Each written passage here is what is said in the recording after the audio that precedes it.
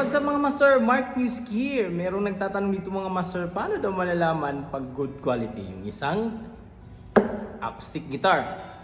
I-share ko sa inyo kung paano ako kumilatis ng magandang klaseng gitara. Ang unang-una, tinitignan ko, syempre, yung kahoy niya. Yan. Gaya ng gitarang to, mahogany yung kanyang wood. Yan. Neck, all mahogany. Sa kahoy na ginamit, check na ako dito. Pero meron pang isa mga master. Titignan ko siya kung meron siyang truss rod. Napakahalaga pag merong truss rod ang isang gitara. Kasi pag walang truss rod, pag gumalaw yung kahoy, mahihirapan tayo paano pabalikin sa dati niyang posisyon. Yan kasi yung kahalagahan ng truss rod. Yung truss rod nito makikita dito. Yan, sa gitarang to. Nandito. At pag meron na yung truss rod, nakikita nyo nang meron truss rod. Pangalawa is titignan mo yung kanyang frets. Kasi merong mga gitara na hindi magandang klaseng fretworks yung mga kinakabit. Yung mga nickel lang na mga low quality lang na mga nickel frets. Kasi mabilis yan maglalim. Baka merong buzz. Yan. Pag titignan mo yan, syempre gagawin mo, open ka muna, example ito first string, then magko-chromatic ka lang, yan. First fret, second fret, ganyan. Yan. Papakinggan mo talaga siya na wala siyang fret buzz. Yan. Gawin mo to sa lahat ng mga strings. Yan. Papaabot mo talaga dito sa kanyang last fret. Kasi pag may buzz yan, ganito yung tunog niya. Halimbawa, imitate natin yung may buzz. Bawa, lagyan natin dito sa 15 fret. So, ganito siya. Ganyan. Yung parang sumasayad siya.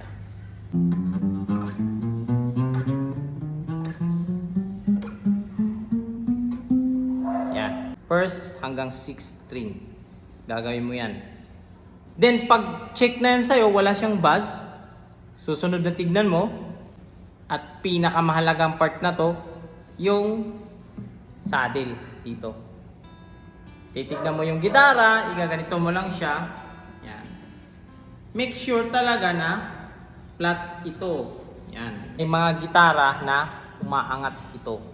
Yan. Napapansin yung part na to umaangat. Nagkakaroon siya ng parang biyak. Yan. Ganun siya. At papansin nyo yan dito na part lumulubog. Ang nabupuntis yung gitara. At dito na part lumulubog. Parang nakaganito na siya. Yan, naka-S. Dahil sa puwersa ng string. At pag check na yun mga master, susunod yung titignan yung part na ito. Yan. Delikado kasi ito eh. Yan, titignan nyo talaga yan, napaka-pulido. Dapat pagkakagawa, wala siyang bitak. Dito, yung part na to, wala siyang crack. At yung pagka lapat talaga ng neck niya is ganyan kapulido. Yan. Wala kang makikitang umaangat dyan. Ganyan kapulido dapat. Walang mga bitak dito. Yan. At sunod, yung part na to. Yan. Dapat wala tayong nakikitang mga crack dito. Crack. Dito. Yan. Wala tayong nakikitang crack dyan. Kasi sign yan na nalaglag na yung gitara. At pag may bitak na yung mga headstock niya at dito banda, mangyayari niyan, nag-out of tune yung gitara. Mabilis masintonado ba? Kumbaga. Next na gagawin, sisilipin mo yung kanyang neck kung straight ba yung neck niya. Pag silip ng neck is yung side na to, kanto ng fretboard to, at yung dito rin sa fretboard niya rin na kanto, kailangan naka-straight siya. Parang ganito magsilip. Yan, silipin nyo dyan mga master. Diba? Straight na straight yung ating gitara. Neck. Sorry. yung neck ng guitar. So, super straight yan. Silipin nyo yung side na to at yung side na dito. Yan. Kasi may tinatawag tayong straight dito sa bass side. Sa taas. Pero dito, bow. Yan. Hindi natin alam. Nag-twist yung neck. Matagal na naka-stack yung gitara sa shop. At pag may pick up naman yung gitara nyo, kagaya nito, yan, meron tayong pick up. Check nyo yung kanyang function. Kung gumagana siya lahat. Siyempre, check mo yung tuners niya. Yan, gumagana yung tuners niya. Yan.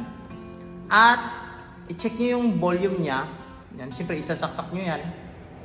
Kailangan wala siyang scratchy pag ginagalaw mo yung kanyang volume. Yung tipong walang static na tunog, yung scratchy na naririnig natin pag nagtitik tayo ng mga knobs sa amp, electric guitar. Ganon din yan dito. Kailangan i-check natin. At syempre, check na rin natin yung kanyang jack. Yan, ito. Pag saksak natin, kailangan wala rin siyang static. Hindi yung pagsaksak, gagawa ka pa ng mga ibang posisyon dito para hindi siya mag-static. Kasi pag ganun, maluwag na yun doon sa loob ng kanyang input jack.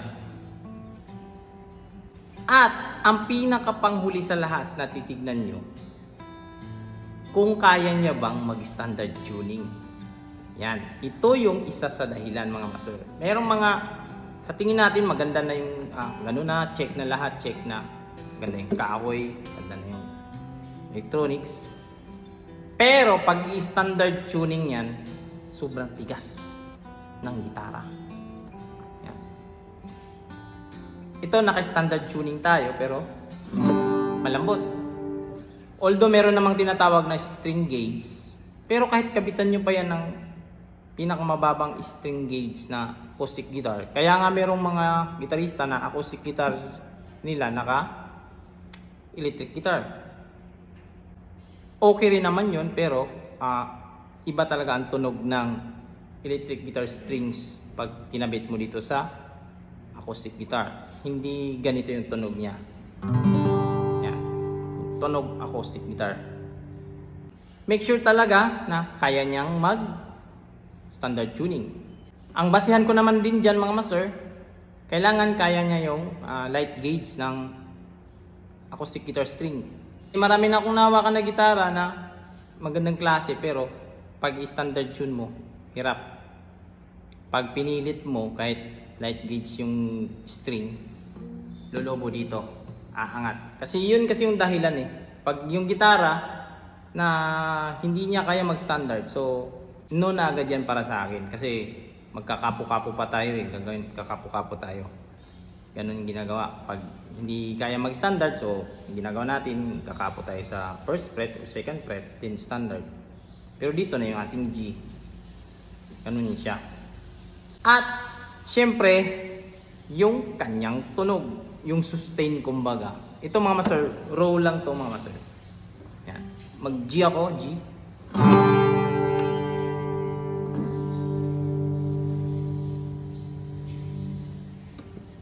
Yan. Ganun pa rin. Ganun. Isa pa, C. Yan. So, dandahan lang ako mga master.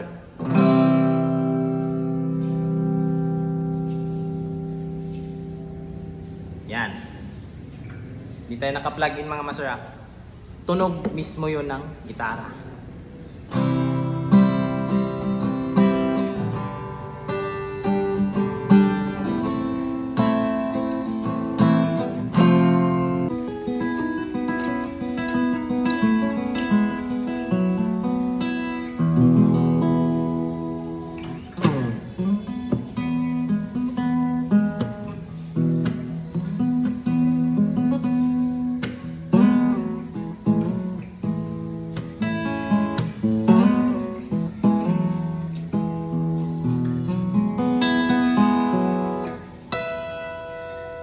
Yun, ganun ako pag kumilatis ng gitara mga master. Gitarang gamit pala natin ngayon mga master is yung ating bagong kasama ngayon, si Phoebus. Yan. Available to sa Guitar Pusher. Yung gitarang di ka magsisisi.